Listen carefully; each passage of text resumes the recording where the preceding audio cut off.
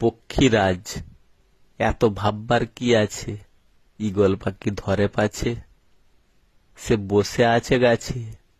তাকিয়ে দেখো সবাই ভয় পেয়েছে, তাই তো সবাই দৌড়াচ্ছে। ভেবো না ভালো কোনটা, সে তোমায় শুধু দূর থেকে দেখেছে, তাই তো তোমার দিকে তাকিয়ে আছে। বাকিগুলোর দিকে সে নজরে রেখেছে। যখন খিদে পাবে তখন দেখবে সে খাচ্ছে সবই বেছে বেছে।